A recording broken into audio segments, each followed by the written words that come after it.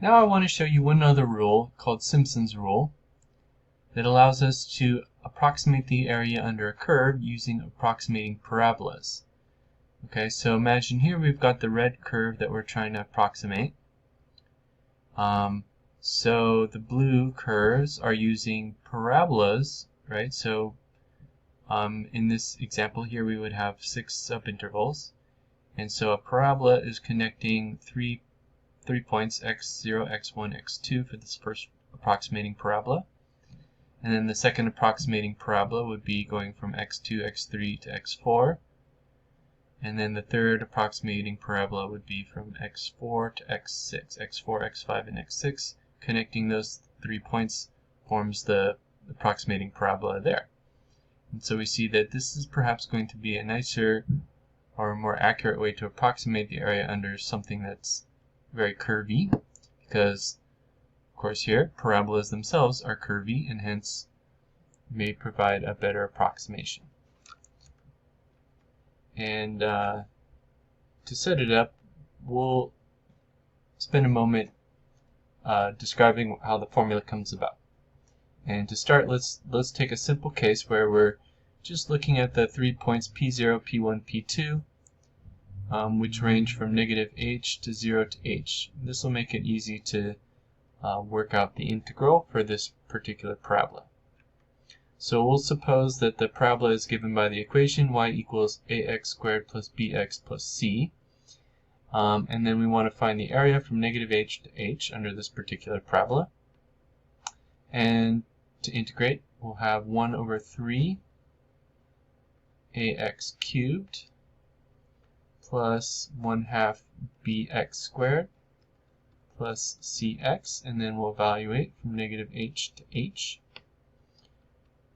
So that'll be 1/3 ah cubed plus 1/2 bh squared plus ch minus, now evaluating it at negative h.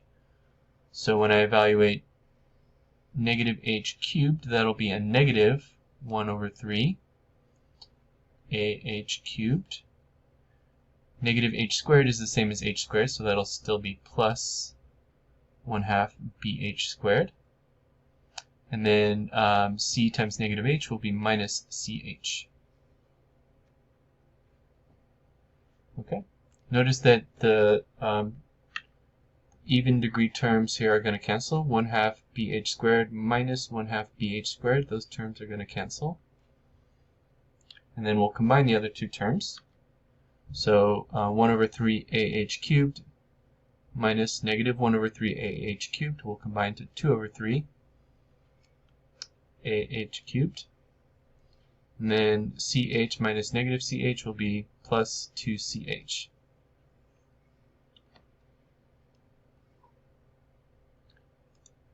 Now let's compare this with the points on the graph at negative h, 0, and h. So we'll call those respectively y0, y1, and y2 for each of their y-coordinates. So we know that y0 would be given by a times negative h squared plus b times negative h plus c. Or in other words, it would be ah squared minus bh plus c.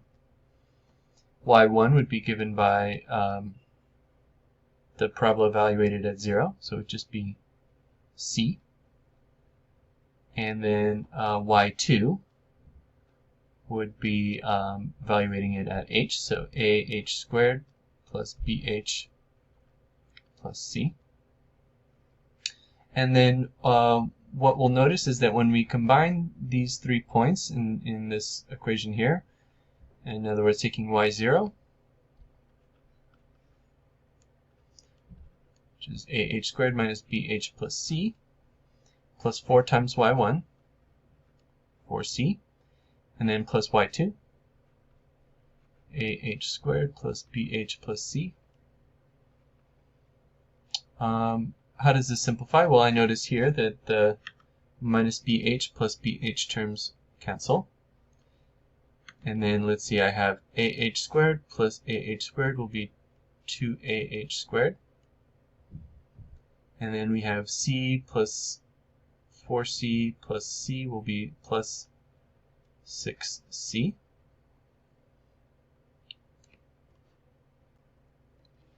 And now, if I multiply this value by h over 3, okay, so we'll see why I'm doing that here in a second.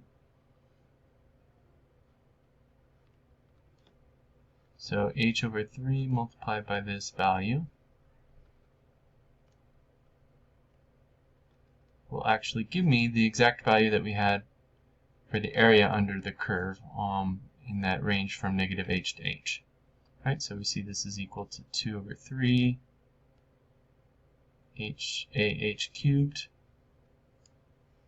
plus 2ch, which is exactly the value we got before for this integral.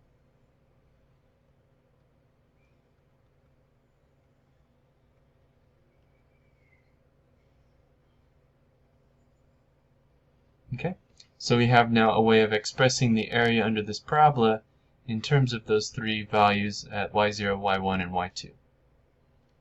And also in terms of h, which is the width of that interval. So now we can put the pieces together and just kind of shift them about. So for instance here, the area under this first curve here would be taking each of their y coordinates, so it would be y0 plus 4y1 plus y2, and timesing that by, in this case, let's call h delta x, which will be the width of each of these subintervals, so b minus a over n. So times that by delta x over 3 gives you the area of this first approximating parabola. And then we can do that for the next one here. So delta x over 3 times y2, y3, and y4. So y2 plus 4y3 plus y4. And then for the last approximating parabola, we'd have delta x over 3 again. And then y4, y5, y6. So y4 plus 4y5 plus y6. And that would be adding up those three approximating rectangles. Notice here I can combine the y2s and I can combine the y4s. So this would actually work out to be delta x over 3, combining or factoring out the delta x over 3 from these three terms, and then combining the y2s and the y4s. So I have y0 plus 4y1 plus 2y2 plus 4y3 plus 2y4 plus 4y5 plus y6. There we have it. So this will be essentially how we're going to form the Simpson's rule, noticing that the pattern in the coefficients starts with 1 on the first one, and then it alternates 4, 2, 4, 2, 4, 2, 4, and then no coefficient on the last one. Okay, so this will be how we get the Simpson's rule. So it'll be delta x over 3 f of x0 plus 4 f of x1 plus 2 f of x2, so on. It'll alternate 4, 2, 4, 2, 4. So let's take that one will be 2 times f of x minus 2, 4 times f of x minus 1, and then the last one will just be f of xn with no coefficient. Okay. So notice the terms in between all have those alternating 4, 2, 4, 2, 4, 2. So this gives us the area of under those approximating rectangles. Notice here that n needs to be even.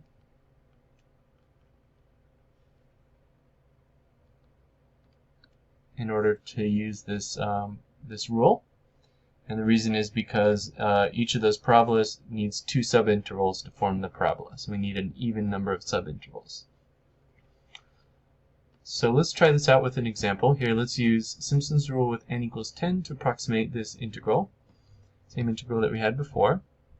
So to remind ourselves how we broke up that interval, went from 1 to 2. In this case, we're going to use 10 subintervals, so a bunch more than before.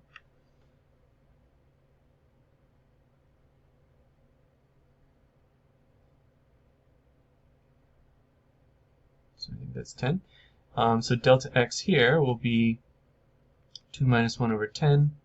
So 1 over 10, or 0.1. So all these grid points will be 1.1, 1.2, 1.3, 1.4, and so on. Okay, you guys get the pattern. 1.8, 1.9, and then 2. Okay.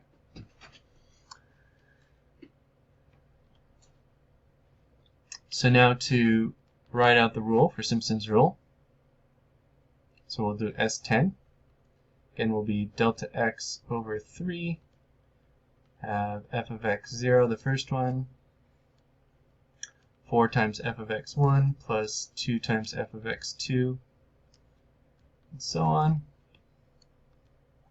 And then out to f of 4 times f of x9 for the last one, and then just f of x10.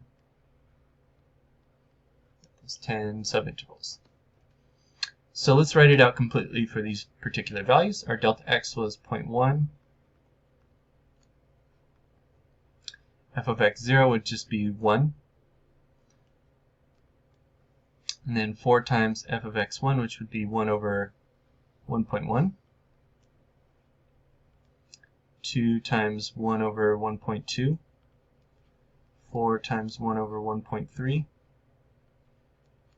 2 times 1 over 1.4. 4 times 1 over 1.5. 2 times 1 over 1.6, 4 times 1 over 1.7, I'll continue below here, and then 2 times 1 over 1.8, 4 times 1 over 1.9, and then finally the last one would be 1 over 2.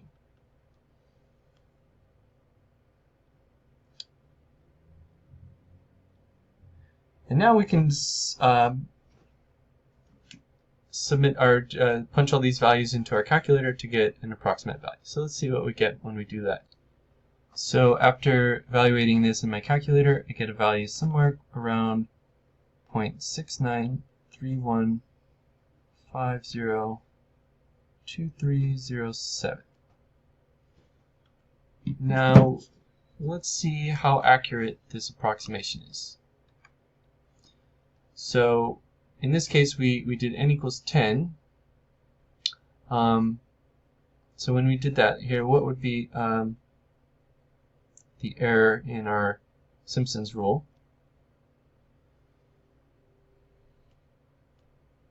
Using the 10 for n equals 10 here. Here below, they've done it for other values, but just using the value we computed just now.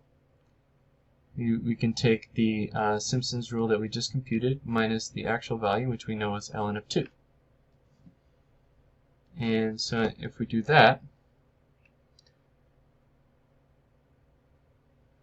I get an error on the order of 3.05012902 times 10 to the negative 6. Actually, this is a very tiny number.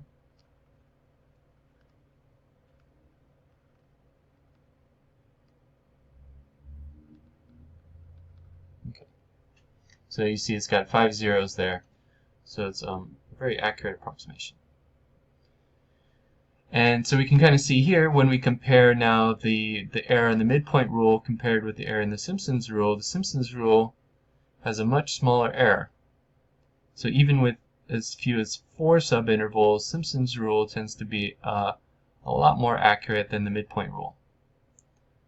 So if we want to do this in the most computationally efficient way, perhaps using Simpson's rule is the best way to get the most accurate answer with as little computation as possible.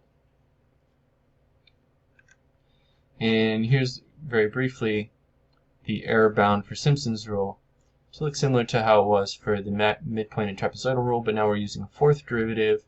So the maximum value that the fourth derivative takes on the interval from a to b, that's what we're calling k. And so the error in the Simpson's rule will be less than or equal to k times b minus a to the fifth over 180 to the times n to the power 4. And so yeah, this is going to give us a much smaller error bound than we had in either the trapezoidal or the midpoint rules.